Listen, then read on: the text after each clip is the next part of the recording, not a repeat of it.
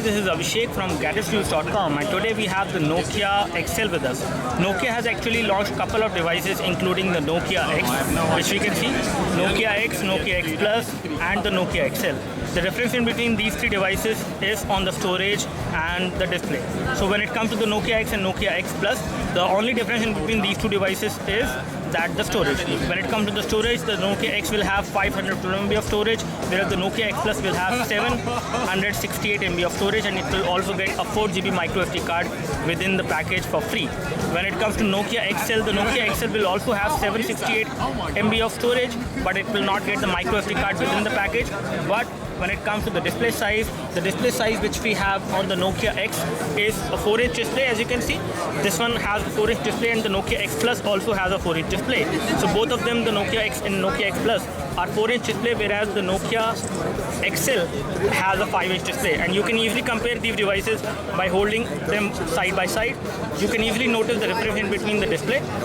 This is a 5-inch WVGA display. This is a 4-inch WVGA display. Again, the resolution of both of these displays is exactly the same.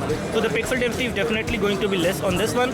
However, the font size is a little bit higher on this one, as you can see. So you won't notice the pixelation on any of these two displays. But again, both of these phones actually provide you a little bit different experience as far as display is concerned. Now let's talk about the Nokia XL. As far as the specifications of this phone is concerned, it has got a 1 GHz Qualcomm Snapdragon processor. When it comes to the RAM on this device, we will just need to check, and we will confirm that what is the RAM. When we talk about other features of the device, it has got 768 MB of storage. At the back side, you have a 5 megapixel camera. It should be autofocus camera, and it has LED flash as well. On the top, you have the 3.5mm audio jack. On this side, you have the power and sleep key.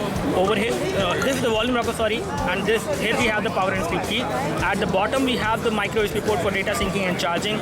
Over here, we have the loudspeaker on this device, which seems to be pretty big, larger than the Nokia X speaker. When we take a look on the front has an earpiece, a 2 megapixel camera, which is a focus camera. You have a touch capacitive home button, which will again take you to the back screen, and it is not the complete home screen you can actually think of. It is not the exact home screen, but it will take you to the back screen wherever you are when it comes to navigation on this phone. So when we talk about the UI, this is how the UI look like. The UI is actually kind of custom, and again it is also running Android as well. So the Nokia XL, the Nokia X and Nokia X Plus, all of these phones are Android phones, but they have a custom version of Android, the open source version of Android, which Nokia call the Nokia X software platform. It is customized.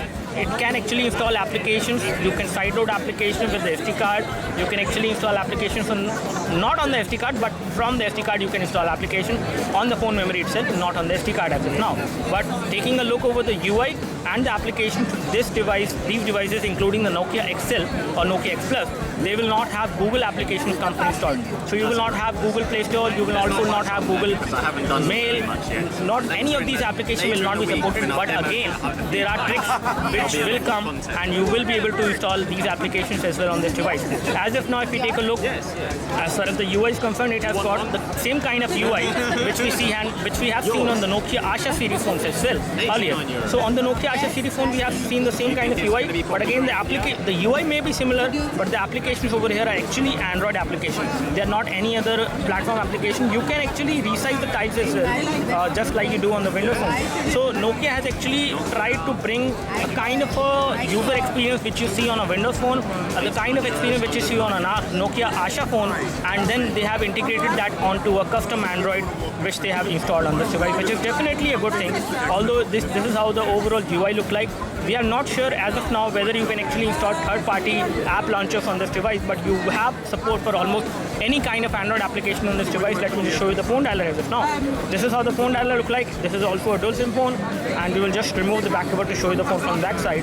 The messaging application looks like this, and when we actually type on this messaging application, you do have support for continuous input typing, as you can see, which is definitely a very good thing. So you can do continuous input typing on this device without any issues, and the keyboard keys are also pretty big to type with. so you will not face any problem while typing on this device. Although there is a slight amount of lag which I am noticing as of now while typing on this device. Again, that could be because this is the prototype version, not the final version of the device. The final version of the device will come to Indian market for a price of approximately 10 to 12,000 rupees. It should not be more than that if we actually convert the euros. As in the euros, it comes for 109 euros, and if you add some custom duty, it should be around 12 to 13,000 rupees MRP. You have a dual SIM manager as well. You have options over here for sound, display. When we take a look over the display settings, you do have automatic brightness supported on this device, which is definitely a good thing. And you do have other options which you see on Nokia, on Android phones as well. So you have those applications. Also, you have glass screen applications. So you have other functionality which are integrated onto this device, which are actually inherited from the Nokia Asha platform. You have sound and vibration settings. And let me just come out and show you the storage. So the storage on this device seems to be 4GB. Okay, it has 4GB of internal storage, as you can see as of now. One thing I would like to correct here is that the storage which we have mentioned for the Nokia X, it is actually not the storage but it is the RAM. So this is the amount of RAM which we have on these phones. You have 500 MB of RAM on the Nokia X, you have 768 MB of RAM on Nokia X Plus, and you also have 768 MB of RAM on the Nokia XL.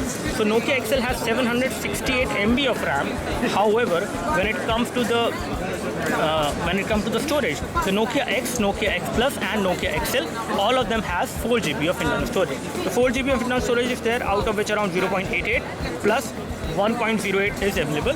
So you have approximately 2GB or little less than that as far as storage is concerned. You do have support for micro SD memory card, but again you cannot install applications on the micro SD memory card, but you can install applications from the micro SD memory card to the phone storage.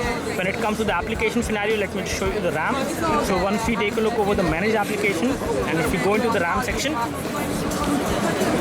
under the RAM section, we can see that out of 768 MB of RAM, we have around 259 MB or 257 MB of RAM which is being used, whereas 372 MB of RAM is free. So this is the current scenario for the RAM usage which we have on the phone. Let me just unlock the phone, and once we go back, again you cannot go back by pressing a tab on here. This is actually not a very good thing. Okay, you can do that once you actually tap on the arrow. If you actually tap over here, you will not be able to go back. So once you tap on the text, you won't be able to go back. Once you tap on the arrow, you can go back, or you can go back with the back key as well. Again, this is not a home key, so whenever you are somewhere, it will take you to the back screen, not to the home screen. You have to actually tap again and again. So you might need to actually install some third-party launchers with which you can have home button. When we talk about the other settings, you do have notification and softening supported. So all of these things are actually there. You also have support for tethering as well. So you can create a portable Wi-Fi hotspot to 3G internet on this device. You also support for VPN as well. So VPN is supported, tethering is supported with the help of Wi-Fi. It looks like a complete full Android phone, as you can see, because it actually gives you all the possibilities of an Android phone, but in a different way. Because you do not have Google Play Store application and Google specific application, but you always can install third-party applications on this device apart from the Google application to actually have the kind of experience you are looking for. When it comes to email, the email is by default is going to be handled by Outlook as of now, but again you can install third-party applications so that you can use Gmail as well on this device, but the official Gmail application is not yet available and is not there, especially as far as APK is concerned. But again, you may be able to sideload it. That is a different story altogether. Let me just show you the camera UI. So this is how the camera UI look like. Let me just take a photo of my iPhone 5 as of now to show you the overall quality of the camera when it comes to artificial light. So we have the device over here. Let me just take a photo of my iPhone 5. Just a second. So once we take a photo, maybe I take a photo like this. Thank you very much. I'm going to do a hands-on.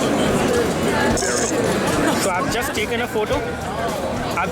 photo. This is how the photo looks like, especially when you take it in low light on this device. We have some artificial light falling on this device. The kind of details which I see in this photo looks pretty good. The kind of colors which I see are also looking good. Again, not that great, but pretty good, being a 5 megapixel camera which we have on this device. And this is how the camera UI look like. You can record high definition video as well within this camera UI, as you can see. So I can show you the camera settings as well for the video as well. So you can go to the video mode, you can go to the photo mode, you can actually toggle to the front camera as well. So this is how the UI will look like from the front camera, or the screen will look like from the front camera. The front camera seems to be pretty good for a good quality video shot, but not a high definition video chat is possible. The front camera is a 2 megapixel camera, as you can see. That's all from us as far as the quick hands-on review of the Nokia XL, which is a custom Android device. Nokia, it comes with custom Android.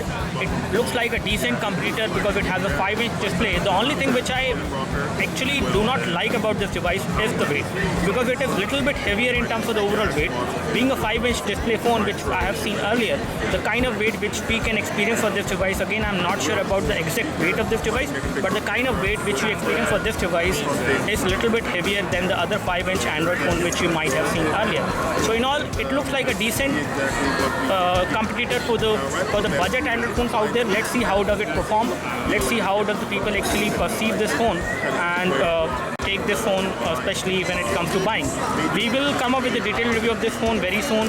As far as the initial hands-on and experience is concerned, I would like to say this is a decent phone with a pretty decent camera which can record high definition video as well. You can actually install applications on this device, the Android application from the SD card with an APK.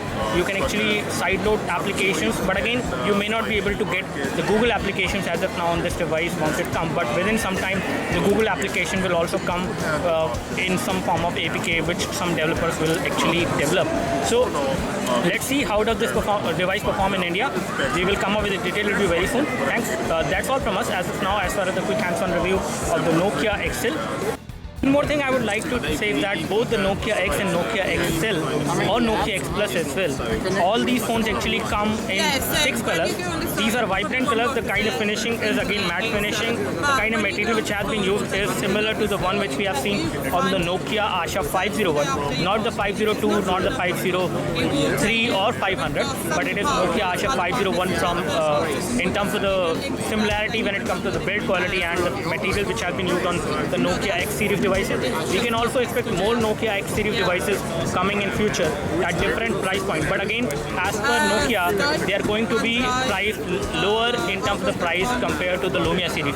So Lumia series is going to be on the top, whereas the Nokia X series, the Android phones as well as the Asha phones, they are going to be priced below.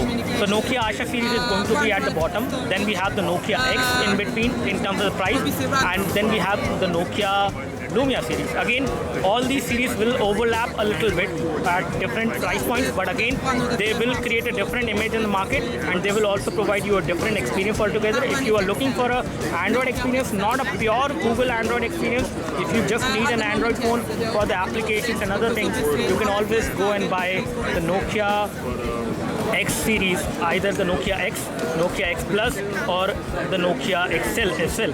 So either Nokia X, Nokia X Plus, or Nokia XL you can actually buy if you are looking for Android experience. And again, these devices are going to give you the same kind of Android experience just like other Android phones as well, but with a different way altogether, with a custom UI on top of Android which is running, and they are running custom version of Android as you can see, but they do have the option of installing almost any Android application provided you have the APK for that. So you can actually go to the website like Team APK and other websites. You can go and download APK files and install those APK files on these phones, and then later on enjoy the Android experience on the Nokia X series devices. That's all from us as far as the quick hands-on comparison review of the Nokia X Plus or X with the Nokia XL in terms of the overall specs and other things. Do let us know if you have any specific question for these two devices. We would love to help you. You can like this video if this video helped you by clicking the like button below. You can subscribe to our YouTube video channel for more videos like this by clicking the subscribe button below. Thanks for watching this video. This is Abhishek signing off. Thank you. Do let us know if you have any specific question for this device. We would love to help you. You can like this video if this video helped you by clicking the like button below. You can subscribe to our YouTube video channel for more videos like this by clicking the subscribe button below. Thanks for watching this video. This is Abhishek signing off. Thank you.